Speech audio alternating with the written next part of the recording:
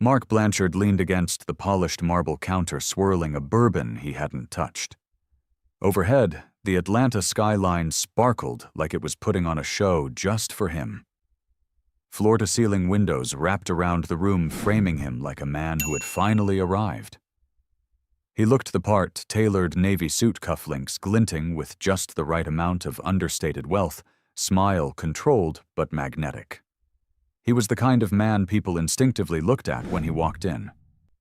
And he liked that. Across from him, Sienna Tate tilted her head, lips curling around a laugh that was just slightly too loud for the room. It didn't matter. She was beautiful, ambitious, 29 with emerald eyes that scanned every space like she already belonged there. She touched his wrist gently and leaned in. "You always come here after closing a deal?" she asked. Mark chuckled, flashing that practiced easy grin. Only the important ones. Outside traffic moved like blood through the city's arteries, but inside time softened.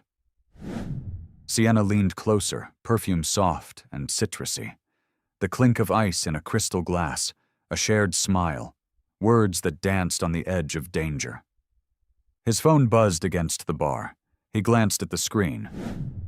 Claire, 2 missed calls, 1 unread message, just checking in. "Is everything okay?" He flipped it face down. "Work?" Sienna asked. He shook his head. Nothing urgent. The lie slid out effortlessly, like most of them did now. They moved to a booth tucked in the back, the kind shielded from view but open enough to feel legitimate. The music deepened. The lights dimmed. And Mark let himself sink into the story he'd been rehearsing for months, one, where he wasn't a husband or a father or someone tied to the expectations of a life he had once begged to build. In this version, he was just a man. Brilliant, wanted, unburdened.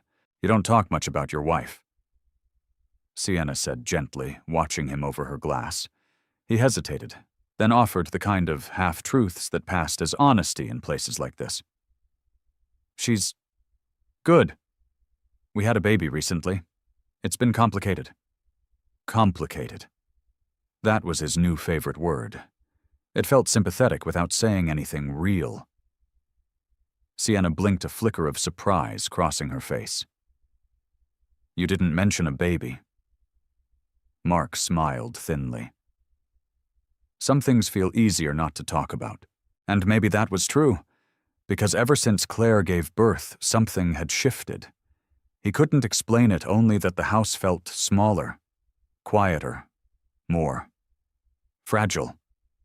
She'd become softer and sharper at once, loving but distant, focused completely on the child. And every time he came home, it felt like walking into a world that didn't have space for him anymore. Sienna leaned forward again, brushing her hand across his. "You deserve to feel seen, Mark." Those words shouldn't have meant anything. But they did. They always did. Hours later, the hotel room was dim and hushed, a suite that smelled like lavender and whiskey. Mark sat on the edge of the bed, tie undone jacket draped over a velvet armchair. Sienna lay curled beneath the covers, already half asleep. He stared at the ceiling, at the cracks in his own story. He wasn't supposed to feel hollow. He had everything status, a corner office, his name on plaques in 3 downtown banks. He'd made partner before 40. Bought a lake house, upgraded the family SUV to something German and quiet. And yet, he checked his phone again. A photo Claire had sent a few hours ago glowed on the screen, his baby girl wrapped in a knit blanket, eyes half open, mouth twisted in a yawn. He exhaled through his nose and shoved the phone in his coat pocket. The guilt wasn't sharp. It was dull and familiar. Something he'd learned to carry like a briefcase. By the time he arrived home in Savannah, the sun was already stretching thin gold across the quiet street. Their neighborhood, filled with restored Victorians and wraparound porches, still held the hush of morning. Mark turned off the engine and sat for a moment, looking up at the second-floor window, the nursery. Curtains drawn. No movement. When he stepped inside, the silence hit him first. Not just the absence of sound, but the way the house didn't seem to notice him. No smell of coffee. No baby sounds. No Claire humming off-key while she folded laundry. He called her name once. Nothing. He loosened his collar and walked into the kitchen. Empty. Spotless. Too spotless. A manila envelope sat on the island counter, neatly placed, like someone had taken their time. Mark froze. Next to it sat his wedding ring. He hadn't even realized he wasn't wearing it. His stomach twisted as he opened the envelope. Inside were documents, legal, labeled, divorce papers, custody forms, a notarized statement of intent, and on top of it all, a single sheet of paper. Claire's handwriting. Clean. Steady. You've already left. I'm just giving you the space to finish. There was no rage, no accusations, just clarity. Mark gripped the back of a chair, trying to catch his breath. She wasn't waiting for a confrontation. She wasn't begging. She wasn't even angry. She was gone. Upstairs, the nursery door was slightly ajar. He stepped in quietly, slowly, half hoping to hear a coo or cry, or any sign that this life he once had was still waiting for him. But the crib was empty, the mobile still, the closet half cleared. A soft blanket was folded on the rocking chair, one he remembered Claire knitting through her second trimester. He sat down hard, the weight of the room pressing against his chest. He hadn't just lost her. He'd lost something bigger, something sacred, not because of one night, but because of all the nights before it. The ones he chose to stay late, to miss appointments, to forget how to ask how she was. The nights he started believing his life was happening somewhere else. He closed his eyes and whispered her name. Not because he expected an answer, but because it was the first time in a long time he said it like it mattered. Claire. And from that silence, he understood something he hadn't the night before. She didn't move on in anger. She moved on in strength. And that made it so much worse. If you enjoyed this video, comment 1 to let me know. If not, comment 2. Your thought mattered to me either way. The morning air hung thick with quiet, the kind that made every sound feel sharper. Claire Blanchard sat in the corner of her favorite room, the sunroom overlooking the narrow garden behind the house. Ivy stretched along the old brick wall, and a few birds dipped into the fountain, unaware of the storm her world had become. She cradled her daughter Nora against her chest, skin to skin. The baby's breath rose and fell in rhythm with Claire's heartbeat, and for a few precious seconds everything felt suspended safe. She wasn't sure what she expected when she left the envelope and ring on the kitchen island. A fight, maybe, or a denial. Maybe just the sound of the front door slamming shut behind him. But none of that came. Only silence. And the silence somehow spoke louder than anything else. Claire looked down at Nora's tiny fingers curled like commas around her necklace chain. She had Mark's dimples even now in sleep. That detail used to make her smile. Today, it felt like a shadow she couldn't shake. Her phone buzzed on the armrest. Michaela Ross, I'm swinging by with scones. You better answer the door or I'm using my spare key. Claire smiled weakly and typed back, doors open. Kitchen.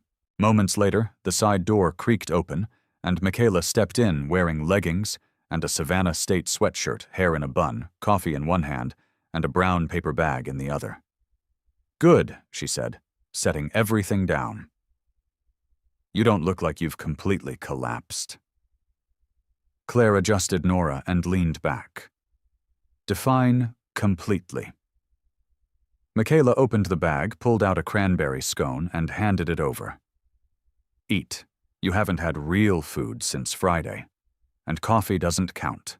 Claire broke off a piece, chewing without tasting it. Michaela studied her. You look composed, which worries me more than if you were crying.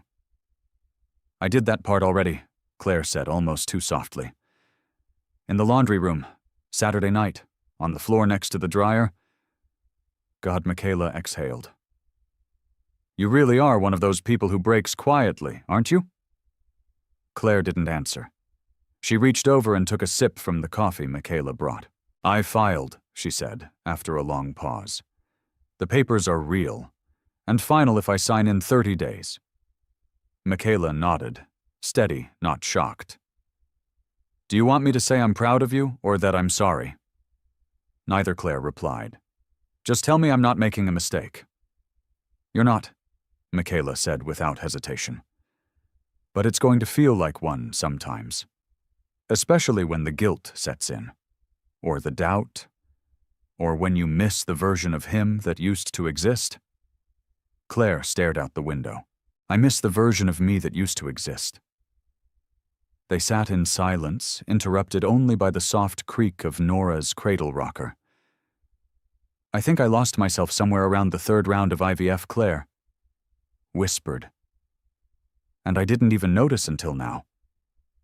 Michaela leaned forward. You didn't lose her, Claire. You tucked her away. To survive. And now you're remembering where you put her.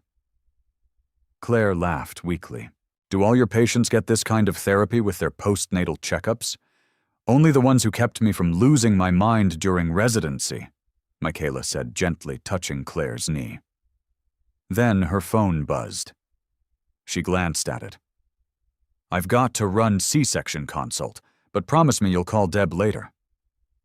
Claire's eyes widened slightly. Deb Caldwell. From next door, Michaela nodded. She knows. She saw the moving boxes, asked if everything was okay. I said, that depends on your definition of okay. Claire rolled her eyes. Savannah's grapevine is faster than 5G. She's been through worse, Michaela said, standing. And she doesn't sugarcoat. You'll like her once you get past the part where she acts like she invented wisdom. As soon as Michaela left the house, settled back into stillness. Claire laid Nora down gently in the bassinet, then padded into the hallway, fingers brushing against the wall as she passed. Everything felt different now. Not broken. Just unfamiliar. Later that afternoon, while folding laundry on the screened porch, Claire heard the unmistakable click of Deb's gate opening. She appeared on the walkway in a flowing caftan, holding a tray with 2 mason jars of iced tea and a small vase of cut hydrangeas. You gonna pretend you don't see me, or can I come in without offending Southern protocol? She called. Claire chuckled. Doors open. Deb stepped up onto the porch like she owned it, setting the tray down on the table with a dramatic sigh. I brought reinforcements, sugar citrus and something you can throw if you need to. Claire smiled politely. Thank you. Deb eased into the chair beside her. Michaela filled me in. Said you needed someone who's seen the inside of hell and still had the nerve to repaint the walls. Claire laughed, really laughed for the first time in days. You always this blunt. I used to be a nurse, Deb said, sipping her tea. I've seen more than my share of heartbreak, and I don't believe in soft landings, only real ones. Claire nodded, eyes softening. Then tell me honestly. Does it get easier? Deb leaned back, watching the leaves rustle in the late afternoon breeze. It doesn't get easier, but it gets lighter, like grief wears itself out eventually. Claire swallowed hard.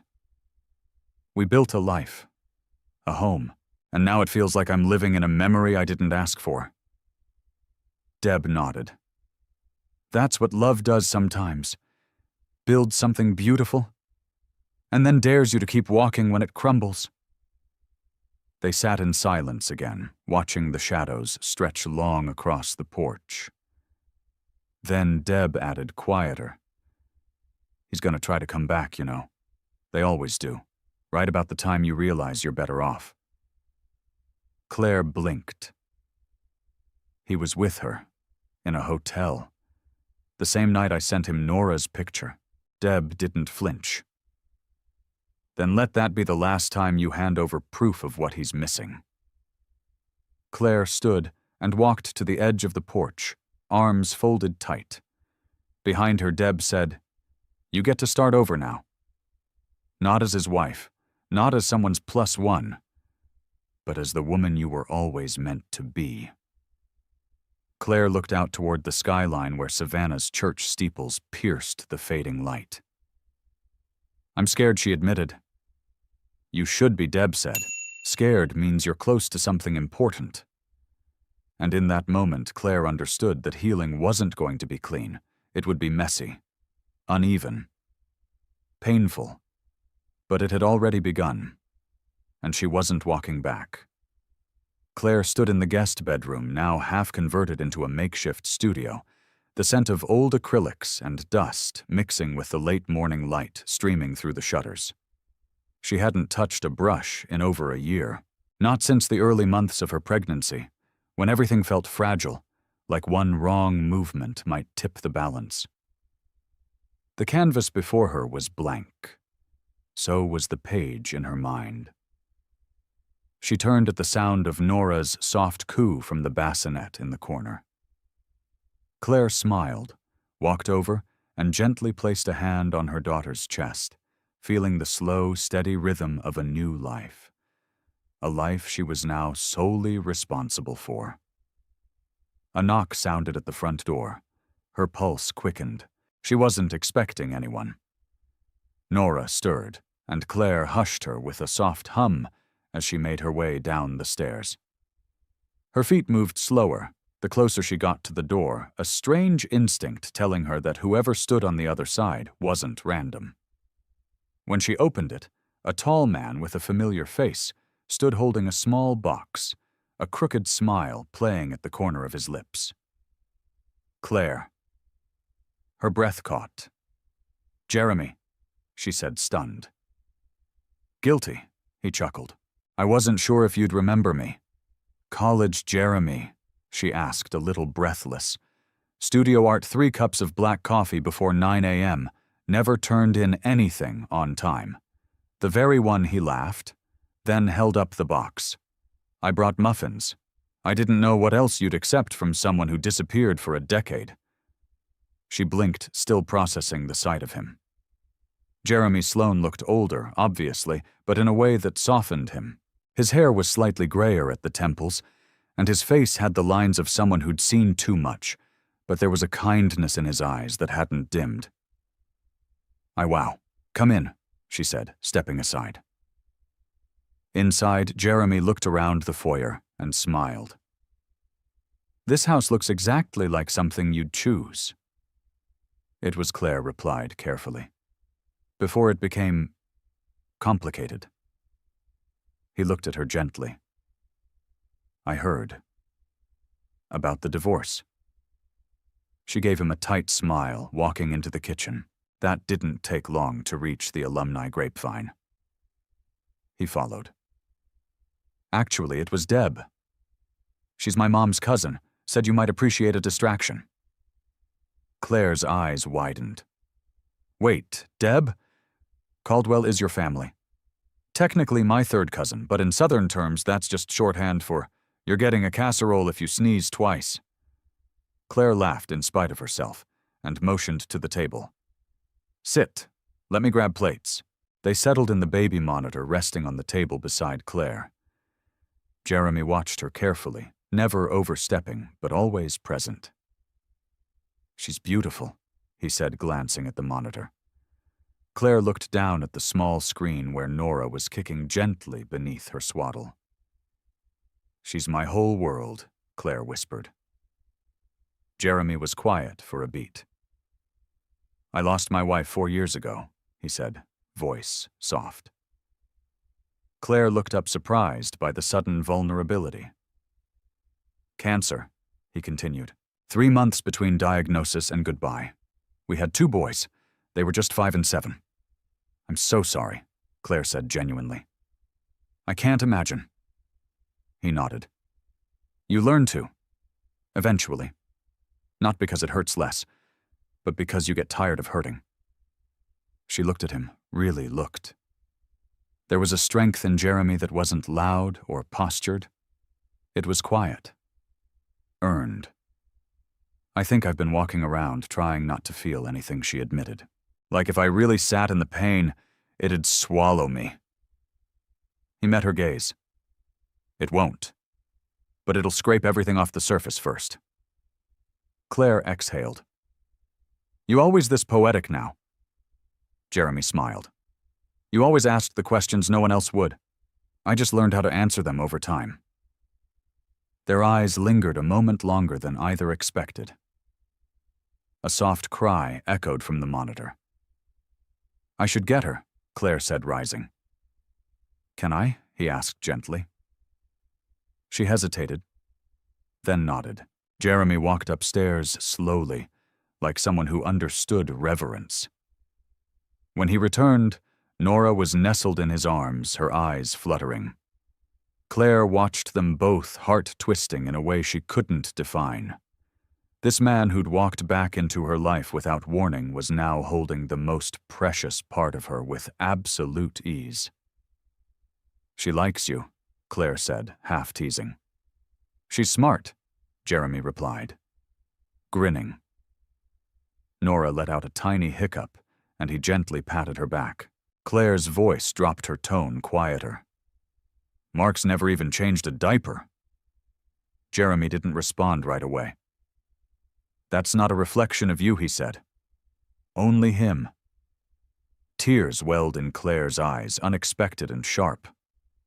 I thought, if I was patient enough, forgiving enough, good enough, he'd remember why he chose me. Jeremy stepped forward and handed Nora back his hands, lingering for a moment longer than necessary. You were never the problem, he said. Claire held her daughter close, inhaling the scent of her skin. I think I needed someone to say that out loud, she whispered.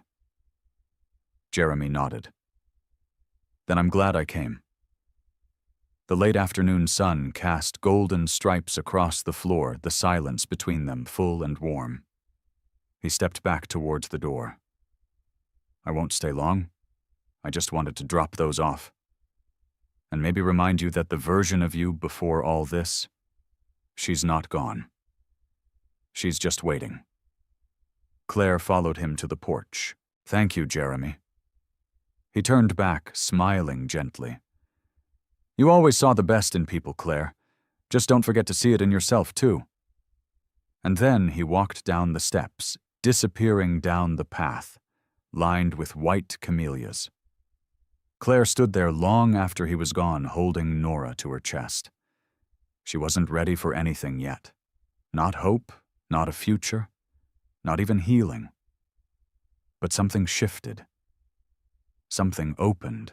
And for the first time in a long time, she didn't feel entirely alone. If you enjoyed this video, comment 1 to let me know. If not, comment 2. Your thought mattered to me either way. The rain began late that evening, tapping softly against the glass of Claire's studio windows, like it had something to say. Outside, the streetlights blurred through streaks of water, casting golden veins across the walls.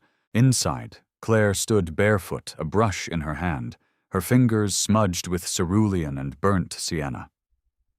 The canvas was no longer blank. Shapes had begun to form, nothing literal, yet just movement, the raw beginnings of something that felt like her. Nora had finally fallen asleep in the nursery. The monitor blinked quietly in the corner. Claire could still hear the soft hum of her lullaby playlist, the same one she used when her own mother used to fold laundry on Sunday afternoons. She dipped the brush into the water jar and stared at her work, exhaling. Then she turned toward the small wooden drawer tucked beneath the bookshelf. Her breath hitched slightly. She opened it. Inside sat a white USB stick.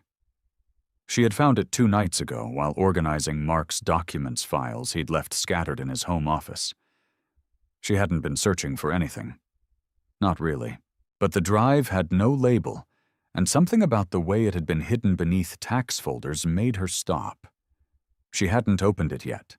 Her hands hovered. She didn't want proof. She already had enough. But the curiosity, the need to understand, not just the betrayal, but the depth of it burned stronger than her fear. Claire walked to her laptop, heart hammering. She plugged it in. For a moment, nothing. Then folders appeared, titled in sterile, impersonal ways. Receipts, travel logs, photos, emails, drafts. She clicked the one labeled personal.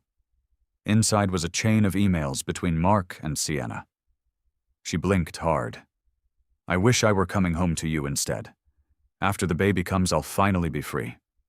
She's a good woman, but she's not what I want anymore. Claire felt her lungs tighten.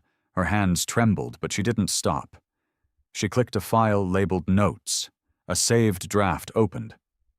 You don't owe her explanations. You've done enough. It's time to stop living someone else's dream. She'll adjust.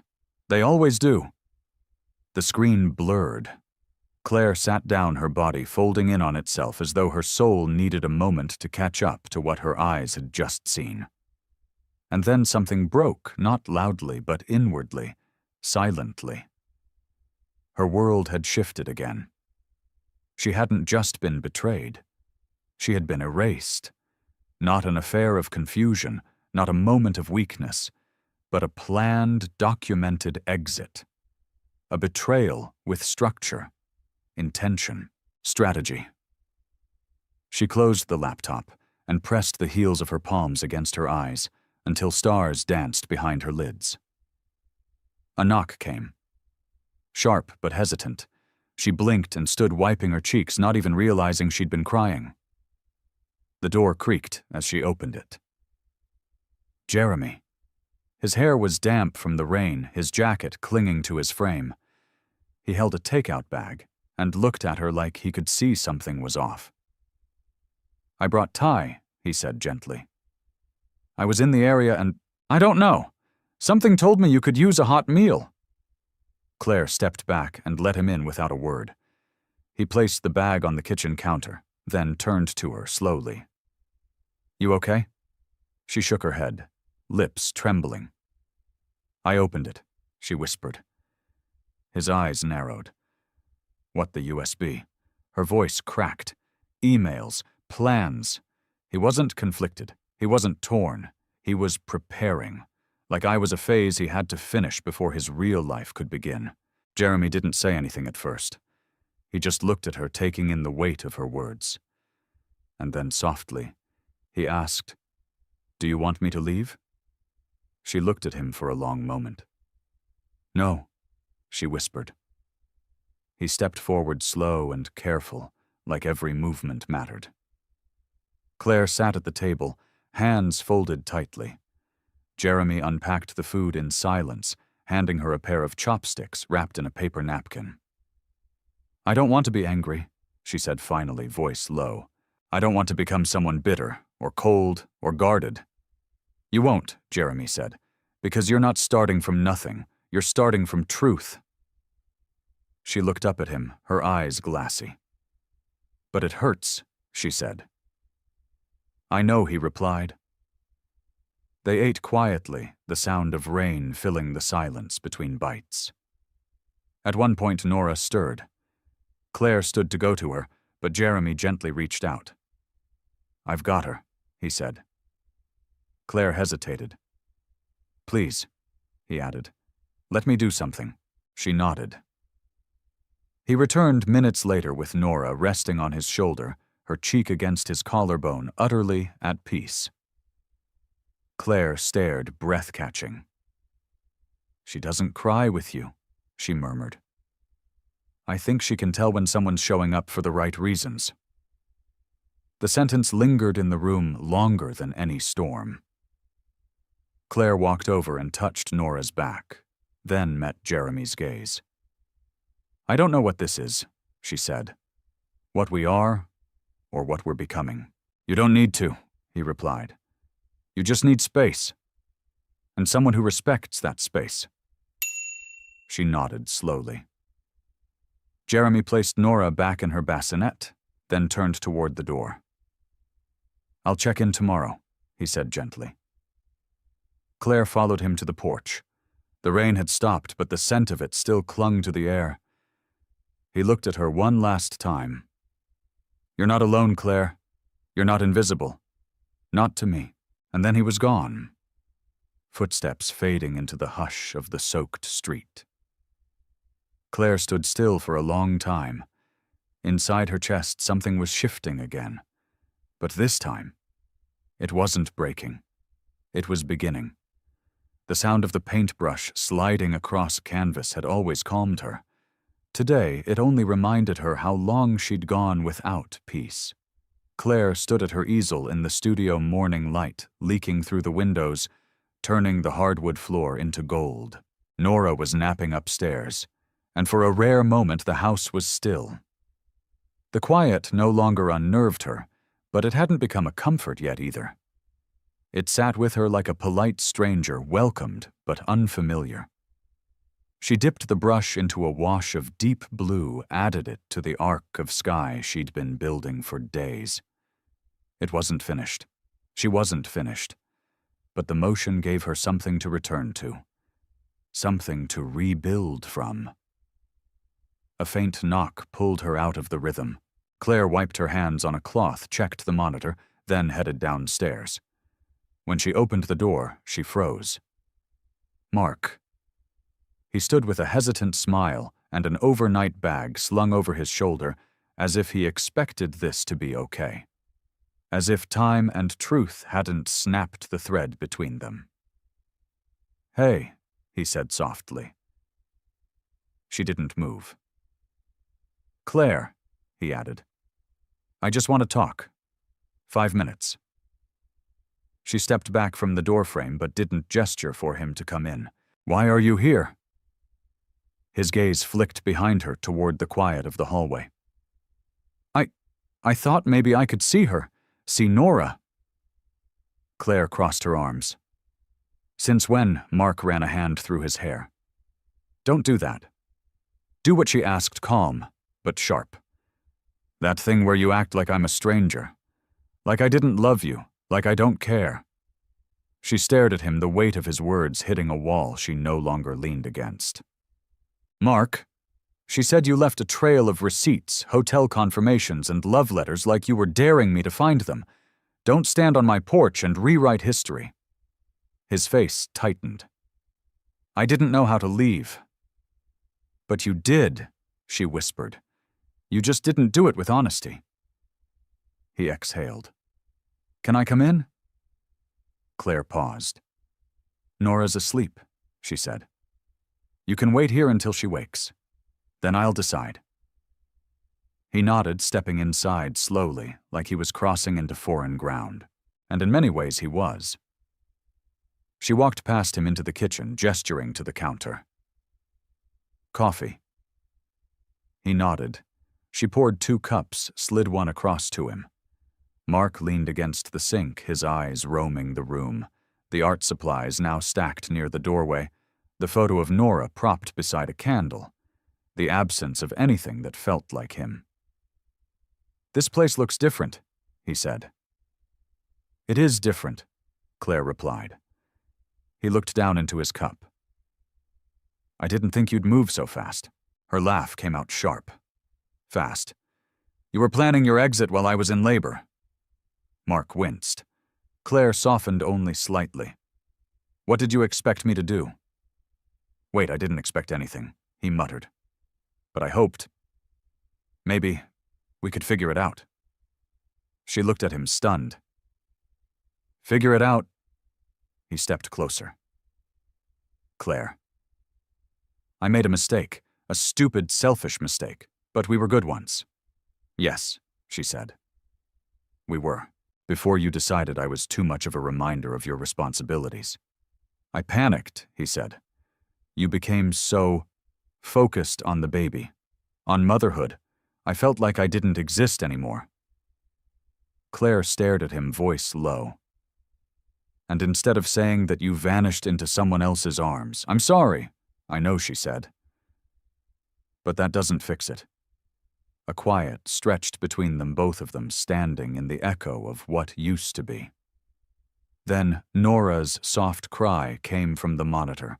Mark's head turned instantly. Claire walked upstairs. She returned with Nora nestled against her shoulder, the baby blinking up at the ceiling fan, one hand grasping at air. Mark stepped forward slowly. "She's beautiful," he whispered. Claire nodded. "She's everything." He reached out unsure fingers, trembling. Claire hesitated. Then slowly she let him take her. Mark cradled Nora as if the moment might collapse. He looked down at her like he was realizing too late what he'd walked away from. Claire watched his face, searching for something real. "I'll never be enough for her, will I?" he asked, eyes glassy.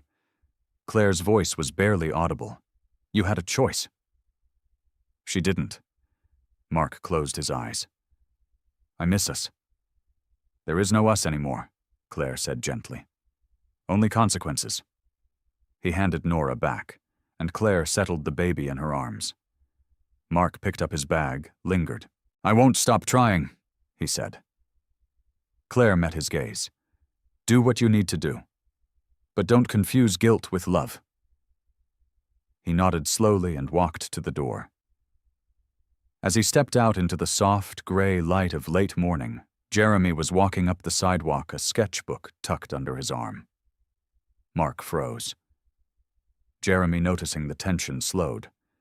Claire stepped out behind Mark, holding Nora. "Jeremy," she said, calm but clear. "This is Mark." Jeremy gave a polite nod. "I've heard." Mark didn't offer a handshake. He looked at Claire. "I guess things really have changed." "They have," she said without apology. Mark gave her one last look, then walked to his car. Jeremy waited until the engine faded. Claire sighed. "That was a lot." Jeremy motioned toward the porch. "Want company?" She glanced at him. Nora nestled against her chest. "For a minute," she said. They sat in silence, the air thick with what had passed and what was still forming. Jeremy looked at her gently. "You okay? No," she said. "But I will be." And for the first time since Mark had walked away, she believed it. The air smelled like jasmine and old rain. Claire leaned on the porch railing, Nora tucked into the crook of her arm, her tiny head nestled beneath Claire's chin. Jeremy sat across from her in the wicker chair, sketchbook open but untouched. His pencil had paused mid-stroke 10 minutes ago. Claire hadn't said much since Mark left. Jeremy hadn't asked her to.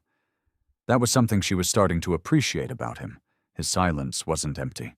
It was patient. "You ever feel like your life is happening in 2 timelines at once?" Claire finally said, eyes still on the street. Jeremy looked up.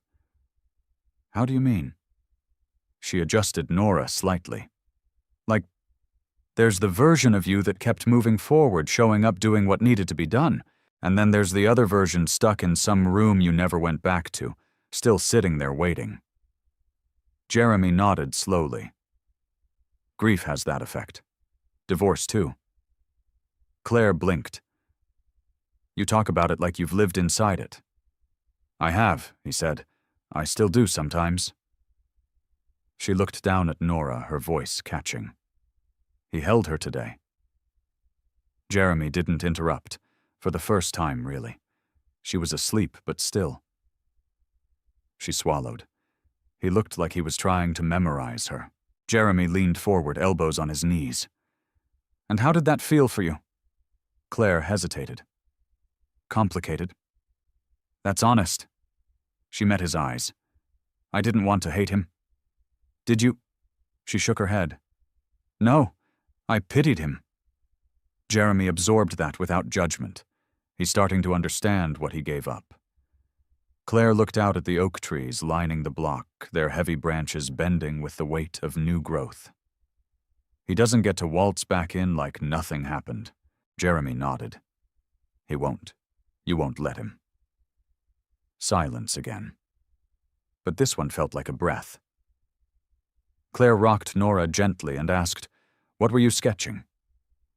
Jeremy flipped the pad toward her, a rough outline of her porch, the railing, the hanging fern, the curve of her shoulder as she held Nora. Her breath hitched. "That's us." He smiled, modest. "You looked peaceful. I didn't want to forget it." Claire touched the page fingertips, light over the charcoal lines. "No one's ever drawn me before." Jeremy studied her. "That surprises me." She laughed softly. "I used to think being loved meant being needed, that if someone needed you, they'd never leave. And now I'm learning that need isn't love. And love doesn't make you disappear." Jeremy's eyes lingered on her face. "You're stronger than you realize." "I don't feel strong," she whispered. "You're standing in the wreckage, holding a child and rebuilding your life from ashes," he said.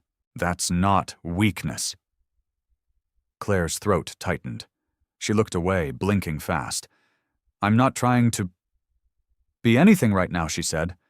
"Not for anyone. I know," Jeremy said. "That's what makes this real." She looked at him again. Really looked. There was something steady in him. Not perfect, not smooth, but honest. Before she could speak, the front gate creaked. Claire's posture stiffened. "Deb." She walked up with 2 tote bags and a look that said she wasn't asking for permission. "Afternoon," she said, breezing past the tension. Claire stood to greet her. "What's all this?" "Your baby shower redo," Deb said. "Because the one your husband pretended to care about was barely a gathering, and I refused to let that stand." Claire blinked. "Deb, I don't need. It's not about what you need," Deb said, setting the bags down. "It's about what you deserve." Jeremy chuckled. "She's hard to argue with." "Good man," Deb said. "You sticking around or just dropping off compliments?" Claire shot him an amused glance. "I was just leaving," he said, standing. "You don't have to," Claire said quickly, too quickly. Deb caught it and raised an eyebrow but said nothing. Jeremy smiled. "I'll come back later." He started down the steps, then paused. "Let me know if you want the sketch." Claire held his gaze. "I do." Their eyes held for a moment too long. Deb waited until he was out of earshot before turning to Claire. "You're in trouble." Claire laughed. "He's just a friend." Deb made a sound of disbelief. "Honey, you don't look at friends like that, and friends don't draw you like that unless something's already happening." Claire sat back down, cheeks flushed. "Nothing's happening." Yet Deb said, "But you're allowed to want good things again. You're allowed to feel something new." "I don't know if I trust myself." Deb softened. "Then let us trust you until you can." Claire looked at the bags. "What's in there, really?" Deb started unpacking. "A homemade blanket, lemon bars, and the best advice you'll get all week." Claire raised an eyebrow. Deb handed her a small envelope. Inside was a note in Deb's handwriting. "Sometimes the most radical thing a woman can do is stay soft." Claire stared at it. Her eyes stung. She folded the note slowly, pressed it to her chest, and exhaled. Nora stirred in her arms, blinking up with wide eyes, and Claire whispered, "Just for her, we're going to be okay." The light in the gallery was warm, filtered through skylights that bathed the room in soft gold. Claire stood in front of one of her own paintings, hands clasped, breath held. She hadn't seen her work on walls that didn't belong to her in years. It felt like remembering a language she'd stopped speaking familiar and foreign all at once. The canvas was from her new series, one she hadn't planned to share with anyone. It was abstract, layered with deep, brooding tones pulled across the surface, like something breaking free from silence. She had titled it, Rising Without Permission. "I keep coming back to this one," came a voice behind her. She turned. Jeremy. He was holding a folded brochure from the gallery's spring showcase, his eyes still on the painting. "There's something in it," he continued. "Like grief and power, tangled." Claire gave a soft smile. "That's exactly what it is." He looked at her then, and it lingered. "I'm glad you decided to show up." Claire's smile wavered. "I almost didn't." Jeremy tucked the brochure under his arm. "Why not?" She glanced around. People drifted between the displays, some curious, some clearly critics. Her name was on the wall. She wasn't hiding anymore. That was the problem. "It's easier to be brave when no one's watching," she said. Jeremy tilted his head. "And what about when someone's watching because they believe in you?" Claire looked away. "I'm still getting used to that." He didn't push, just stayed beside her. Then a familiar voice interrupted the moment. "Well, this is new." Claire's chest tightened. She turned. Mark stood a few feet away, hands in his pockets, trying to look casual. He wore the same smugness that used to charm people at fundraisers. Now it just looked out of place. "What are you doing here?" Claire asked, keeping her voice low. "I saw the gallery's email," he said, nodding toward her work. "Didn't realize you were showing. Figured I'd stop in, support you. You haven't supported me in years." He smiled like it was a joke. "Claire, come on. I'm not the villain here." Jeremy stepped slightly closer, saying nothing, but his presence sharpened. Claire looked at Mark, her voice steady. "I'm not asking you to admit anything, but don't pretend we're rewriting history with gallery visits and small talk." Mark shrugged. "So that's him." Jeremy's jaw flexed, but Claire spoke first. "Yes, that's Jeremy." "Right," Mark muttered. "Of course, convenient." Claire stepped forward, quiet but fierce. "What's convenient is showing up to a woman's life after you abandoned it, hoping there's still a seat at the table." Mark's mouth opened, but no words came. "Don't worry," she said. "There isn't." Jeremy placed a hand lightly on her lower back, steadying, but not possessive. Mark glanced at the painting again. "It's intense." "It's honest," Claire replied. He nodded clearly, unsure of how to leave. "I'll let you get back to your moment," he said, then walked off toward the door, his presence peeling away like paint in humidity. Claire exhaled hard. Jeremy leaned in. "You okay? I'm so tired of unfinished conversations," she murmured. "Of ghosts showing up in daylight." Jeremy looked at her full of care. "Then don't finish them. Some people don't deserve a last word." She studied his face, grateful. "You always say exactly what I need to hear." He smiled. "That's not me. That's you finally listening to yourself." They wandered the gallery in silence for a while. Claire caught glimpses of her paintings, pieces of her grief and growth, now hanging like windows into who she had become. At the back wall, a woman with cropped silver hair stopped Claire. "Excuse me," she said, eyes sharp but kind. "Are you the artist behind Rising Without Permission?" Claire nodded, cautious. "Yes." The woman offered her hand. "Eleanor Martin. I curate for the Charleston Modern. We're preparing a new exhibit. I'd like to talk about including you." Claire froze. Eleanor smiled. "You have a voice, and people need to hear it." "I'm honored," Claire said slowly. "Let's schedule a call," Eleanor said, handing her a card. "But I want you in the lineup. Don't let anyone tell you you're still recovering. You've already arrived." Eleanor walked away, leaving Claire blinking at the card in her hand. Jeremy grinned. "Told you." Claire looked up, overwhelmed. "What if I'm not ready? You don't have to be," he said. "You just have to say yes." She slipped the card into her clutch. They left the gallery as the sun began to set the street outside, soft with lavender light. Savannah felt alive again, and for once, she wasn't just walking through it, she was part of it. As they reached the car, Jeremy opened the door for her. Claire paused. "Thank you," she said, "for being beside me, without expecting anything." He gave her a quiet smile. "I'm here. No conditions." She got in, and for the first time in a long time, she didn't look back. The scent of rain still lingered the next morning, hanging in the humid air like memory. Claire stood at the kitchen sink, watching a hummingbird hover over the lavender near the porch. Nora sat in her high chair behind her, mashing banana between her fingers and squealing like she'd invented joy. Claire smiled, wiped her hands on a towel, and turned back to the stove.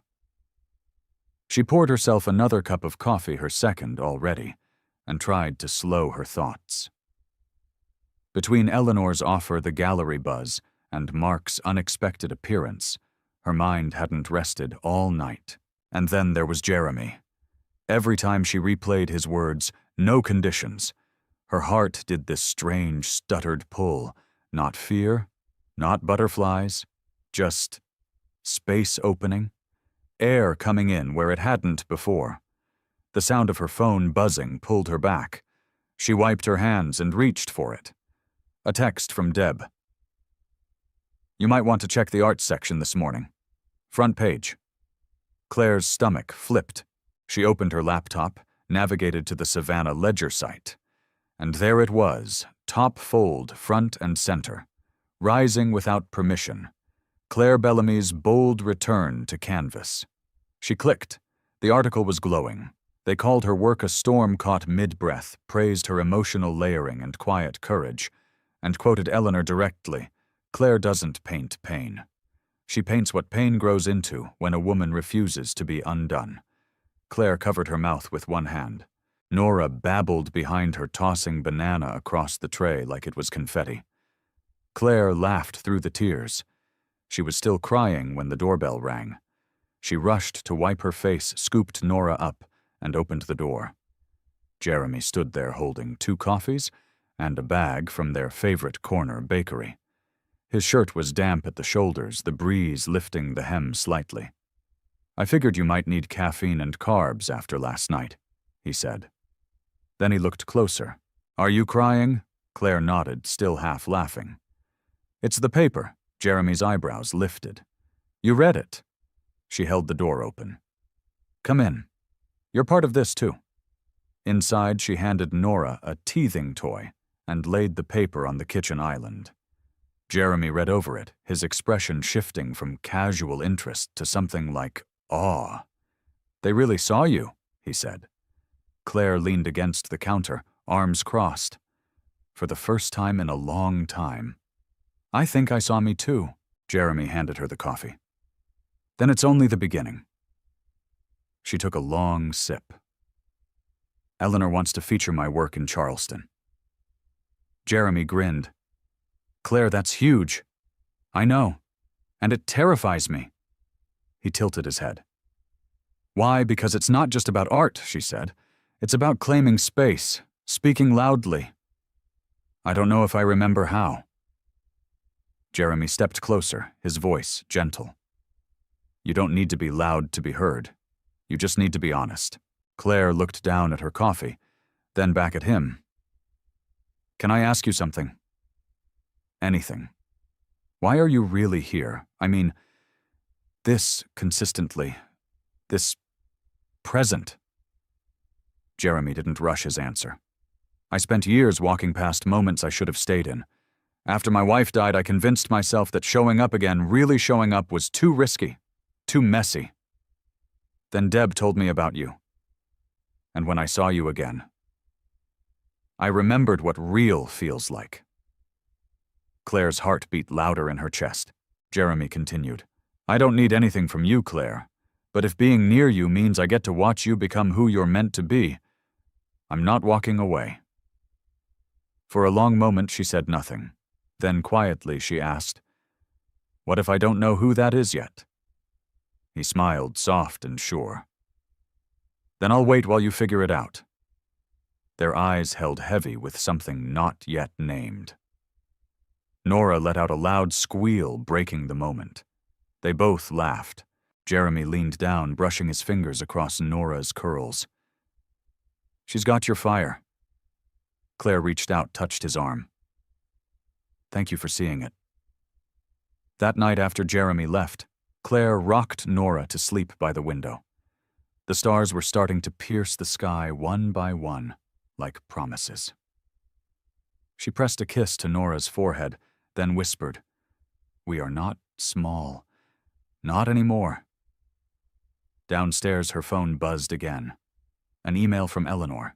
Subject confirming you for the Charleston exhibit message. We want to open with your piece. It sets the tone. Let's talk logistics tomorrow. Congratulations. Claire closed the phone, set it on the table, and exhaled.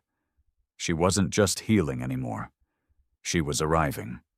Claire stood in front of her closet, a hanger in each hand, completely frozen. One dress was a silky slate blue with soft sleeves and a neckline that flirted with elegance. The other was black, fitted simple. Safe. It wasn't a big decision, not really. But it felt like one. Tonight wasn't just dinner. It was a moment. Jeremy had invited her casually, as he always did. No pressure, he'd said, voice warm through the phone. Just food, maybe music. You could use a break before Charleston swallows you whole. She'd said yes before she could think herself out of it. Now, with Nora down for an early nap, and Deb insisting on babysitting Claire, stood in her room second-guessing every choice she'd made in the last 12 hours. She slipped into the slate blue dress, catching her reflection in the mirror. Her body looked different now, softer in places, stronger in others. There was a quiet resilience in her eyes that hadn't been there before. She didn't quite recognize herself, and yet she liked who she saw. Downstairs, Deb was already rearranging the diaper bag. "You know I dated a sculptor once," she said, not looking up. "Moody Brilliant couldn't boil pasta to save his life." Claire laughed. "That sounds promising." Deb grinned. "The point is, sometimes artists have a hard time asking for what they want, but when they do, they mean it." Claire grabbed her purse. "I'm not sure what this is yet. You don't have to be. Just show up honest." Claire paused at the door keys in hand. "You think I'm ready for this?" Deb walked over, placed a hand on her shoulder. "Sweetheart, you've already survived the hard part. Now let someone remind you how it feels to be chosen. On purpose." The restaurant was tucked behind a row of old buildings in the historic district, just past a bookstore and a garden shop that always smelled like rosemary. Claire stepped out of her car, the early evening air thick with the scent of honeysuckle and far-off rain. Jeremy was waiting near the door, a little overdressed in a button-down shirt sleeves, rolled a nervous energy in his posture she hadn't seen before. When he saw her, his face changed. Not dramatically, just softened. "You look incredible," he said, voice low. Claire smiled, brushing hair from her face. "You clean up okay, too." Inside, the hostess led them to a corner table, lit by a single flickering candle. The space was quiet, but not stiff.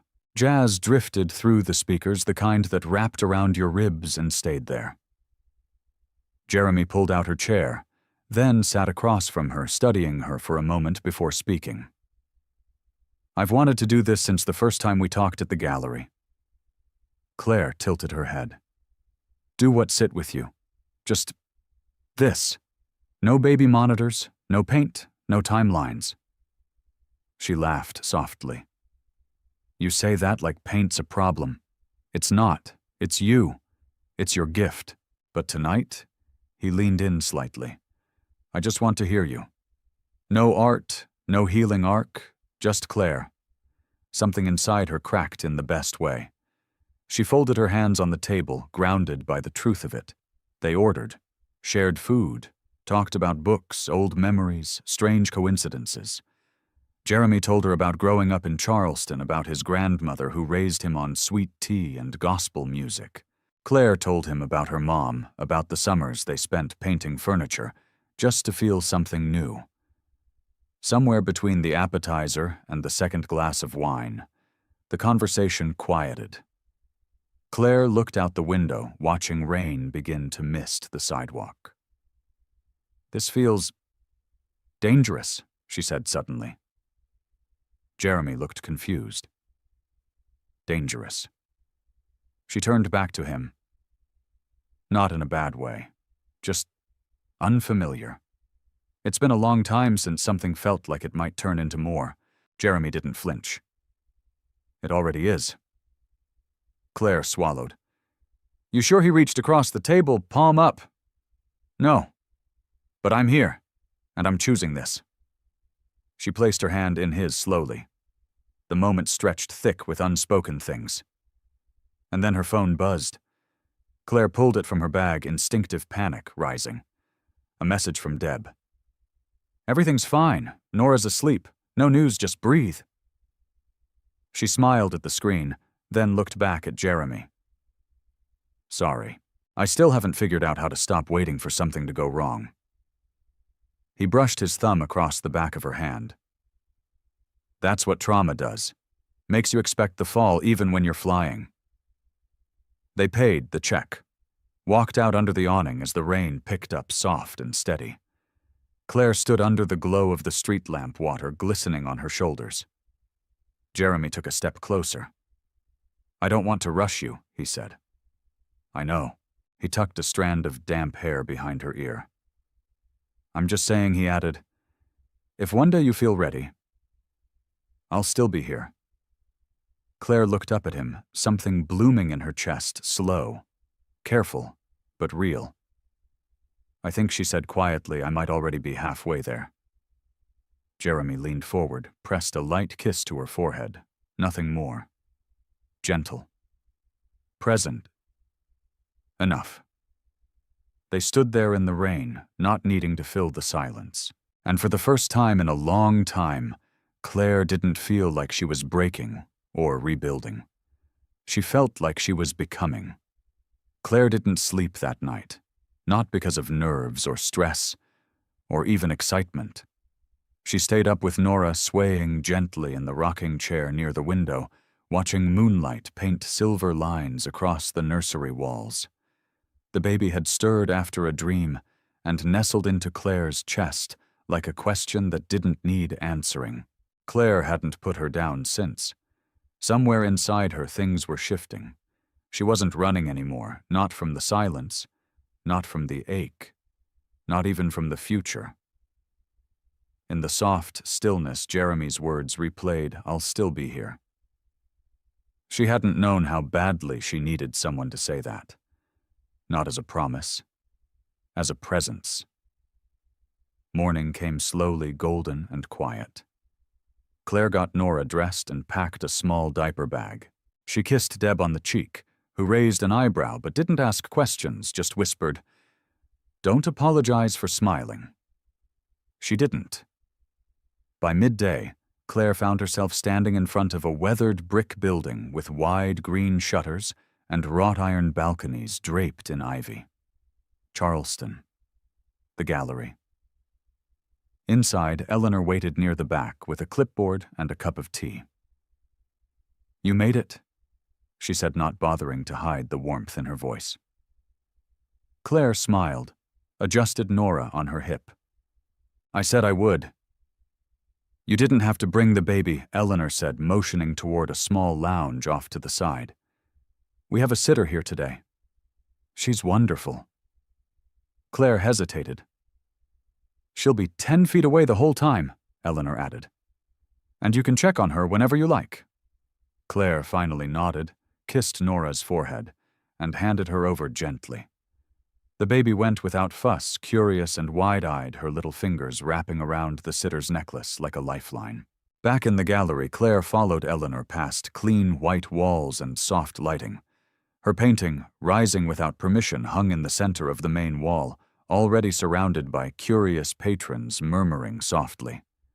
Claire's throat tightened. "They love it," Eleanor whispered beside her. "But more than that, they feel it." "I didn't think I'd ever get to this place," Claire murmured.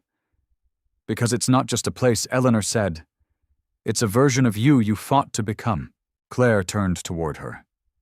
"Do you think this lasts? The healing?" Eleanor smiled, wistful. "It doesn't last, but it deepens. You stop breaking in the same place twice." Claire blinked hard, nodding. A man stepped forward from the crowd, early 60s, dressed in a linen blazer, expression open and sincere. "Ms. Bellamy," he said. "Your piece, I lost my wife last year. Your painting feels like the breath I haven't taken since." Claire covered her mouth for a second, overwhelmed. "Thank you," she whispered. "I'm so sorry for your loss." He nodded. "You made something that told me it's okay to remember and keep going." After he walked away, Claire stood there for a moment still. Then she turned. Jeremy. He stood near the entrance, not speaking, just watching her like someone taking in the sunrise. Claire moved toward him. "You didn't say you were coming," she said, heart pounding. "I didn't want to get in the way," he said softly. "But I needed to see this."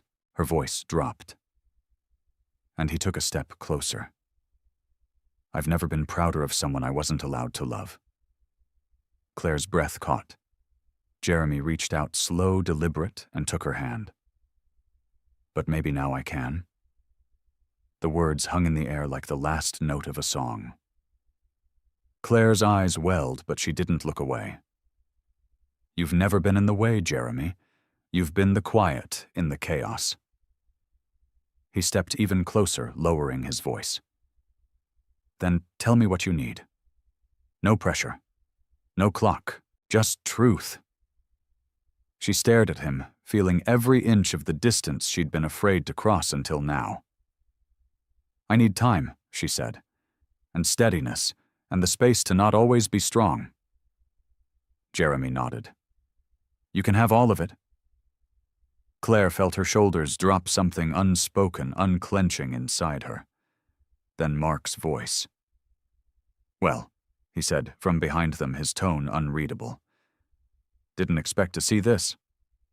Claire turned, spine stiffening. Mark stood near the threshold, hands in his pockets, trying not to look out of place. He wasn't dressed for an art gallery.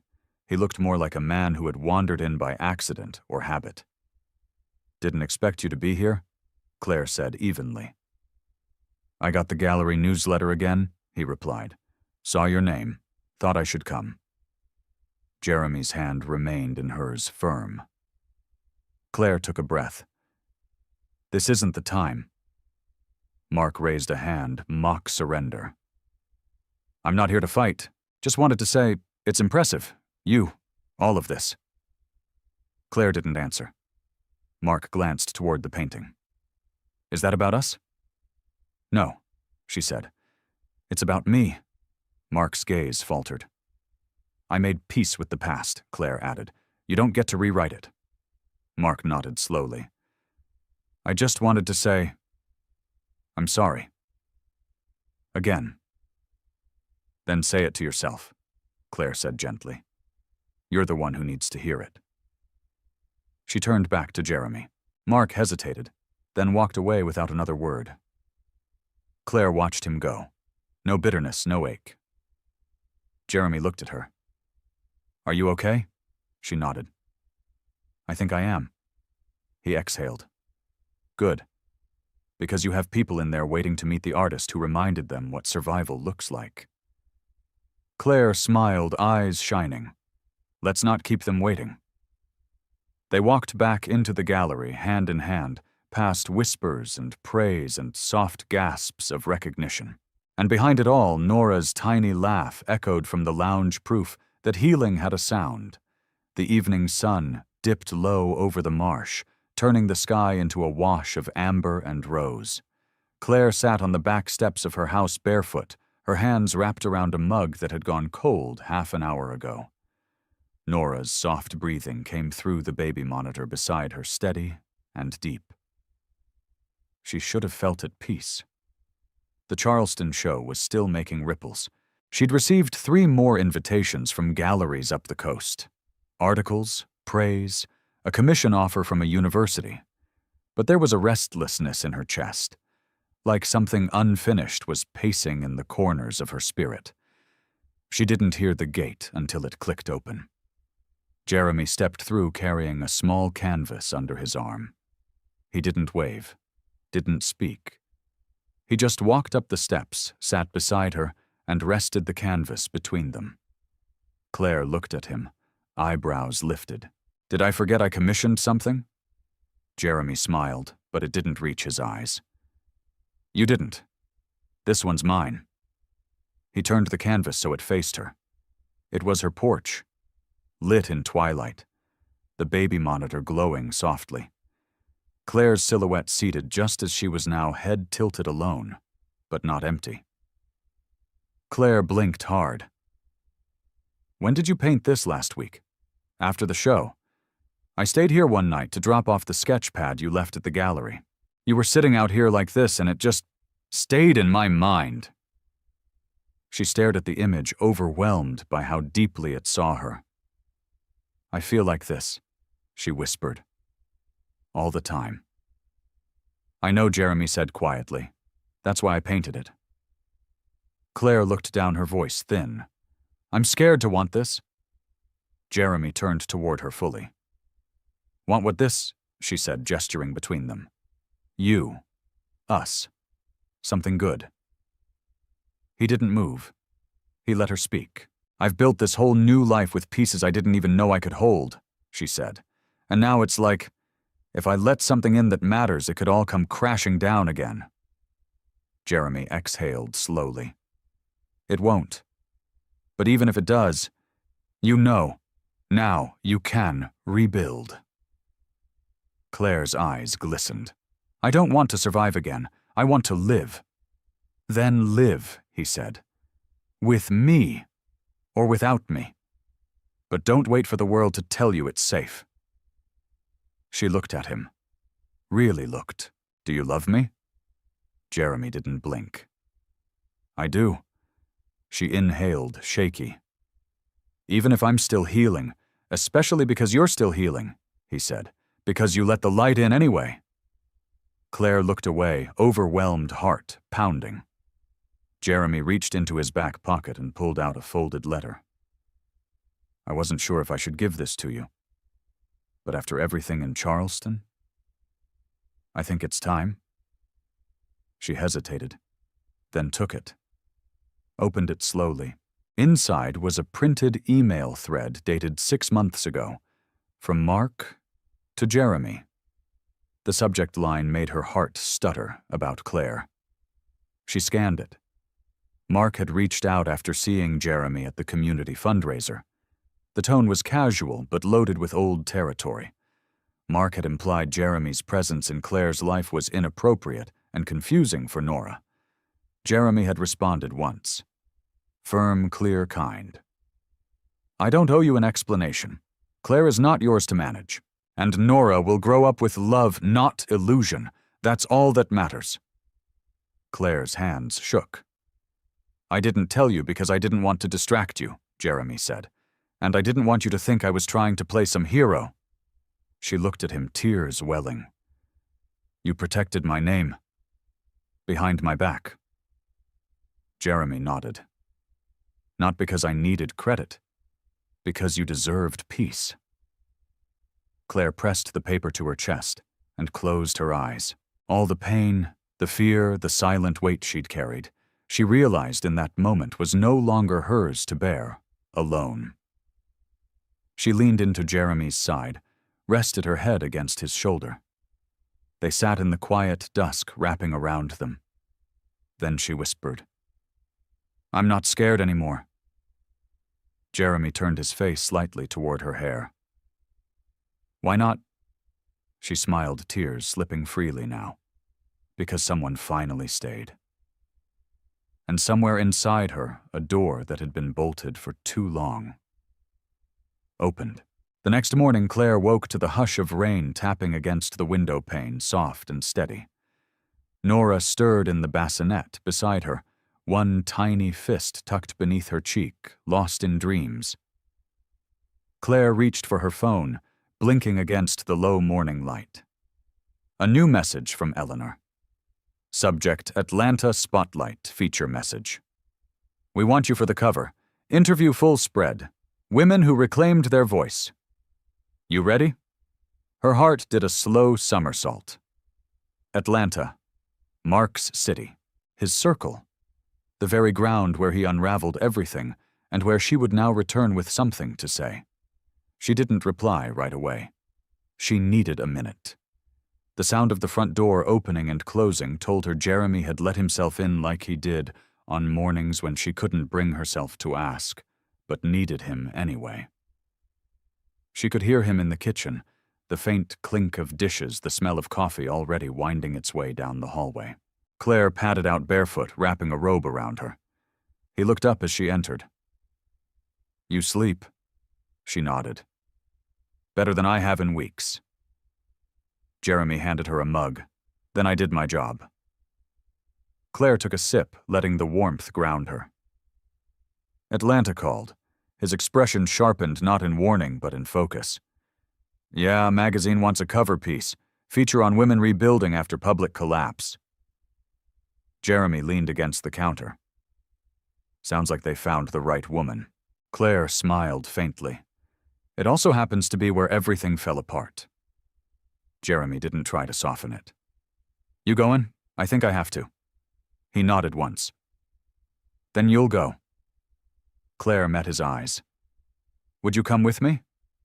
He looked surprised, but only for a moment. You want me there? I want... Steady. His voice was quiet. Then yes. Wherever you go. They ate breakfast slowly, Nora eventually waking with a stretch and a sleepy squeal. Claire changed her dresser, then packed a light bag. By noon, they were on the road, just the three of them.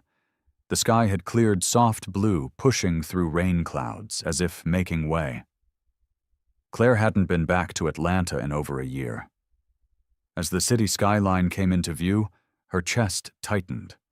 She recognized the exit signs, the street names, even the stretch of road that once felt like escape, and now felt like return.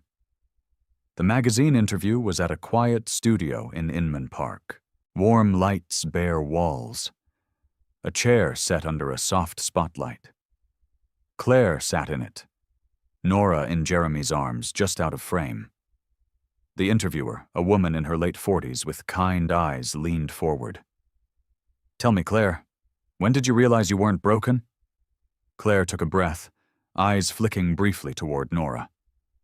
I didn't, she said. Not at first. I just stopped believing the person who told me I was. The woman nodded. And what would you say to that version of yourself right after the betrayal? Right when it all collapsed? Claire's voice caught just for a second. I'd say, your silence isn't weakness, it's wisdom. And when you're ready to speak again, do it for you, not for the person who hurt you. The interviewer let the quiet hang. And love, she asked. Where does that live now? Claire smiled. In spaces I didn't know I could rebuild. After the shoot, Claire stepped outside. Jeremy followed a few steps behind Nora, asleep in her arms. Claire turned to him. I need one more stop. He didn't ask. He just nodded. She gave the address to the driver. It was a brick townhome on a tree-lined street tucked in an affluent neighborhood where things always looked polished but rarely felt honest. Mark's place. She asked Jeremy to stay in the car. He hesitated, then handed her Nora gently. You okay, Claire? Nodded. I'm not here to reopen anything, just to close it properly. She walked to the front door, heart beating hard but steady. Knocked once. Mark opened it seconds later. He looked older. Not in age, but in spirit. Tired in a way that expensive clothes couldn't cover. His eyes went to Nora first, then to Claire. He didn't speak. "I'm not here to argue," Claire said softly, "or to explain." Mark nodded slowly. "You look different." "I am different." He glanced at the baby. "She's beautiful. She deserves peace. That's why I'm here." Mark leaned against the door frame. To say what Claire looked him in the eyes. "That I don't hate you, but I'm done carrying you." Mark swallowed hard. "I tried to hold our life together by shrinking myself," she said, "by making myself easier to love. But it was never enough. And now, I don't want to be easy. I want to be real." Mark didn't speak for a long time. When he finally did, his voice was barely audible. "You were never the problem, Claire." "I was." She nodded once. "I know." She turned to go, but paused. "And Mark," she added, looking over her shoulder, "don't try to find me in someone else. It won't work." Back in the car, she exhaled for the first time in what felt like years. Jeremy looked at her. "You okay?" She smiled through tears. "I'm free." He reached for her hand, and Nora stirred gently as if sensing the shift in the air. And just like that, the weight she had carried all this time let go. The day after, Atlanta felt like stepping out of a storm and realizing the sky had cleared while you weren't looking. Claire stood in her Savannah kitchen, her hand loosely wrapped around a spoon, stirring a pot she'd already forgotten about twice. The scent of simmering tomatoes and herbs hung in the air, but her mind was somewhere else back in that townhome doorway, where she finally gave herself permission to close a chapter she never owed to anyone else. Nora babbled in her high chair behind her cheeks, smudged with mashed avocado, completely unbothered by the gravity of anything. Claire envied that kind of peace, not the absence of storms, but the complete oblivion to them. Jeremy entered quietly, his presence so natural now that it no longer startled her. He kissed Nora's head and brushed his hand across Claire's lower back in one fluid motion, anchoring her. "You've been in your head since we got back," he said gently, watching her more than the food. Claire didn't deny it. "It's like I finished a race and now I don't know where to go." Jeremy leaned against the counter. "You don't have to go anywhere. Maybe this is the moment you just breathe." Claire turned off the stove and faced him. "I don't know how to just breathe. For the past year I've been surviving, hustling, hiding, healing, rebuilding. Now there's finally space, and I'm terrified I won't know what to fill it with." He crossed the room and took her hands, steady and warm. "Fill it with what matters, what's real." Before she could respond, her phone buzzed across the countertop. She checked the screen. Unknown number, voicemail. Claire furrowed her brow and played it, holding the phone to her ear while Jeremy watched her expression shift in slow motion. It was Sienna. Her voice, brittle and hesitant, trickled through the phone like a wind chime in a storm. "Claire, I know I'm the last person you want to hear from. I don't even know if this number still works, but I saw the magazine and the painting, and I just need to talk. Please, just once. I'm in Savannah for a few days. There's a cafe on East Taylor and Lincoln. I'll be there tomorrow at 10. If you don't come, I'll understand. But I hope you will." Claire lowered the phone slowly. Jeremy said nothing at first. "Then, do you want to go?" Claire's chest tightened. "I don't know."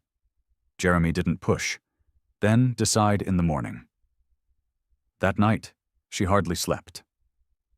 Nora stirred once, but it wasn't her daughter keeping her awake. It was the echo of all the unsaid things, all the questions she'd buried to survive. Sienna. The other woman. The person who helped burn it all down. And yet, a woman who might also be as lost and broken as she once was. By morning, Claire knew. She arrived at the cafe 5 minutes early, nerves coiled tight beneath her skin. The place was quiet, tucked on a shaded corner, the scent of espresso and baked goods floating through the open windows. Sienna was already there. Her hair was longer, darker. Her frame smaller than Claire remembered, like something in her had folded inward. She sat with her hands clasped tightly around a ceramic mug eyes, flicking toward the window every few seconds. When she saw Claire, she stood too quickly, knocking the table slightly. Claire nodded once in greeting, walked over, calmly. "Thanks for coming," Sienna said, voice barely above a whisper. Claire sat across from her. "Say what you need to say."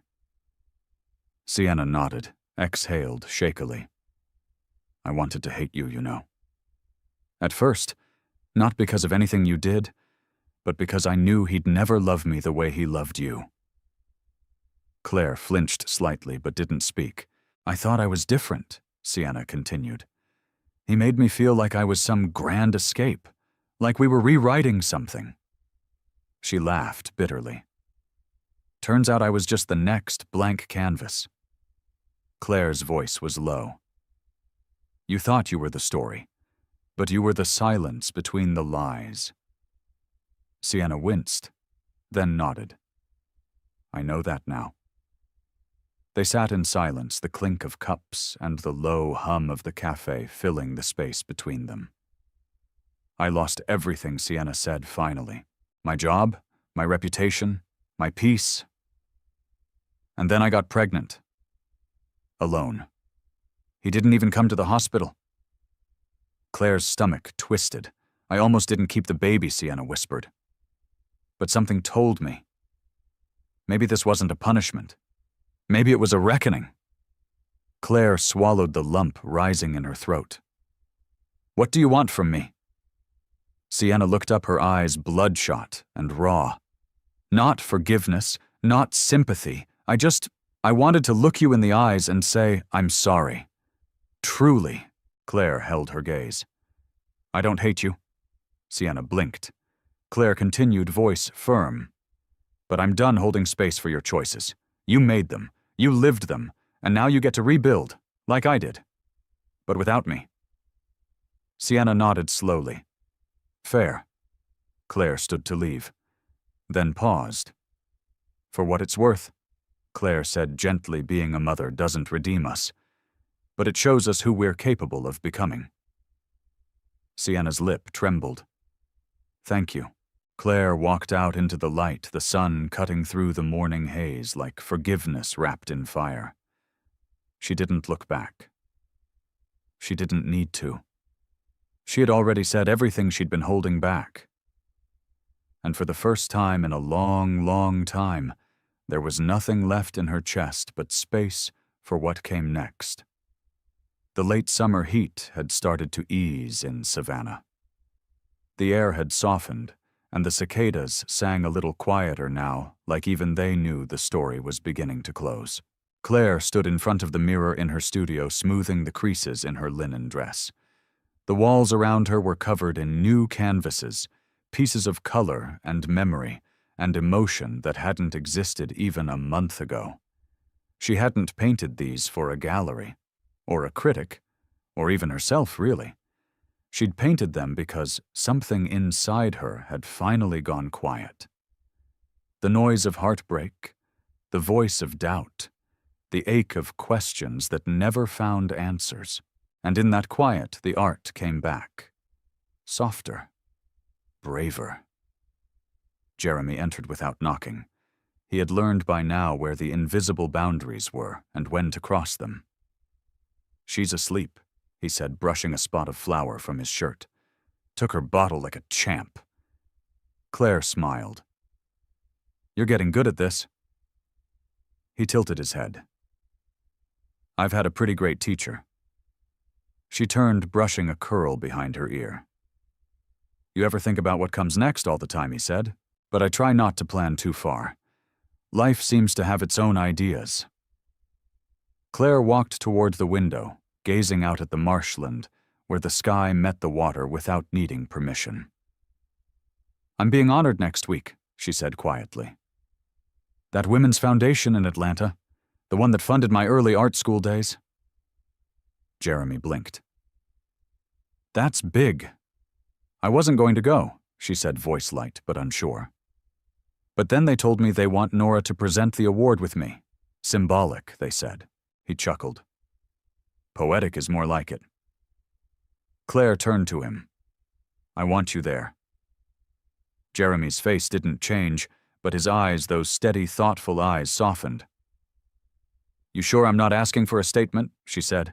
Just your presence. You've always had that, he said gently, even before you saw it. They stood in silence for a beat. Then Claire reached for his hand. After the ceremony, she said, Come home with us. Jeremy's brows lifted slightly. Claire continued, Not just to help with the baby, not just to crash on the couch when it gets late. I mean, come home. Stay. He stared at her, something unreadable flickering across his expression. Claire, I want that, he said, his voice low. But I need you to be sure, not just brave. She took a breath. I've spent so long surviving, being brave, but this asking you to stay isn't about strength. It's about softness, about finally choosing joy.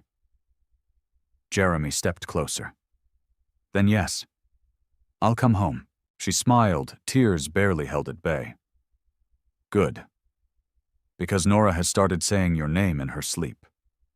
Jeremy laughed softly, the sound breaking something open inside them both. That night after dinner, after bath time, after Nora had fallen asleep, wrapped in her favorite blanket with the faded stars, Claire found herself sitting on the back porch again. Only this time, she wasn't alone. Jeremy brought out 2 glasses of wine and joined her, their knees brushing beneath the small table. Do you think she said watching the fireflies blink in the dark that love always has to come after pain? He considered that. I think real love usually waits for pain to be done talking. And then quietly steps in. Claire looked at him. You've done a lot of waiting. I'd do it again. She smiled, then leaned into his shoulder. You won't have to. They sat in the dark stars overhead, the weight of the past no longer pressing against their backs. Inside, Nora stirred once, then settled again. The house was quiet, but not empty. There was still so much left to figure out. But for the first time, there was no rush. The future was coming wide open, unpromised, but waiting. And this time Claire would meet it with her whole heart. The ballroom shimmered with soft gold light. Chatter buzzed beneath the elegant jazz drifting from the stage, and the clinking of champagne glasses filled the air with celebration. Claire stood near the side entrance of the venue, holding Nora on her hip, her fingers smoothing the baby's tiny curls while trying to calm her own nerves. 5 minutes, the event coordinator whispered with a smile, then moved on. Claire nodded more to herself than anyone else. She glanced at the stage where a host was reading through cue cards. The Foundation's annual gala had drawn everyone, artists, donors, journalists. But Claire hadn't come for attention. She'd come to stand in her truth. Jeremy appeared behind her dressed in a tailored navy suit. He didn't say anything right away, just slid his hand gently onto the small of her back, grounding her. You okay? He asked. I'm not sure she admitted. I feel like I'm about to walk into something sacred. And it scares me a little. Jeremy smiled. That's how you know it matters. Claire looked down at Nora, who was blinking sleepily, thumb halfway to her mouth. She's not going to remember this night, Claire whispered. No, Jeremy said, but one day she'll understand why it mattered. Claire exhaled slowly, then nodded. She stepped forward when they called her name. The applause was generous, warm, but Claire barely noticed. Her heart beat in her throat as she took the stage, Nora still resting against her chest. A microphone waited for her at the podium, its black foam cover suddenly feeling like the most intimidating thing in the room. She cleared her throat and adjusted the mic. When I was 23, she began, voice steady but low. I won a grant from this very foundation. I thought it would change my life, and it did. But not in the way I expected. There was silence. Good silence. The kind that listens with its whole body. Claire continued. I thought success would come like sunlight, fast, bright, and warm. But instead it came in pieces. It came after the fall. After betrayal. After nights alone, holding a newborn in one arm, and my own heartbreak in the other. The room grew still. Jeremy stood in the wings, his eyes locked on her. I was shattered, she said plainly.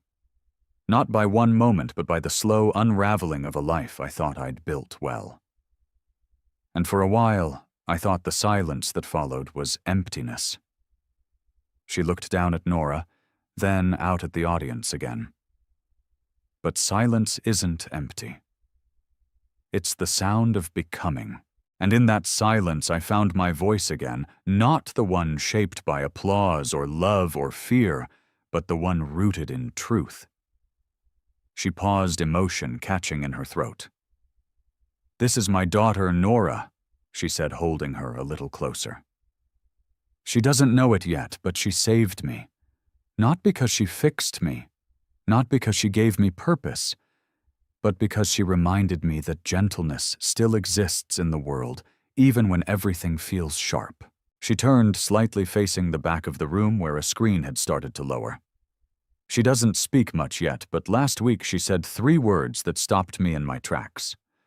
A photo of Nora flashed on the screen, taken at home in the studio, smudges of paint on her cheeks, a paintbrush clutched like treasure. Claire's voice softened. She said, "We okay, Mama?" Just like that. Like she could feel the shift in the air. Like she wanted to remind me what I keep forgetting: we don't need perfect. We need peace. Tears filled several eyes in the crowd. Claire finished gently. This award means something not because of the recognition, but because it marks the moment I stopped surviving and started living. For Nora. For myself. And for every woman who thought the end of something meant the end of everything. She stepped back. The applause rose slowly, deeply. A standing ovation. But Claire didn't hear much of it. She was too focused on Jeremy, who was already walking toward her with that look he gave her when words weren't enough. He reached the side of the stage and took Nora from her arms, cradling her like something rare.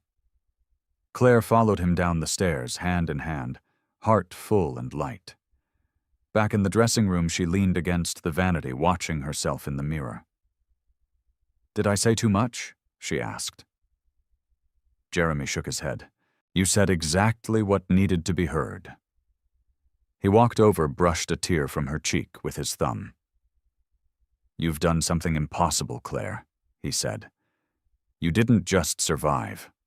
You created beauty out of ruin." Claire took a breath, her chest rising with something deeper than relief. It was peace. Real peace. "Will you stay tonight?" she asked. Jeremy smiled. "I already unpacked my bag." Claire laughed softly, resting her head on his shoulder. That night, they drove back to Savannah under a sky full of stars. Nora asleep in the back seat, the hum of the road lulling her deeper. Claire rested her hand on Jeremy's knee as the marshland stretched out around them like an old friend. They didn't need to speak. The story had already been told. And now finally a new one was ready to begin. Not with noise or chaos or questions, but with quiet joy. With love, real love, the kind that stays.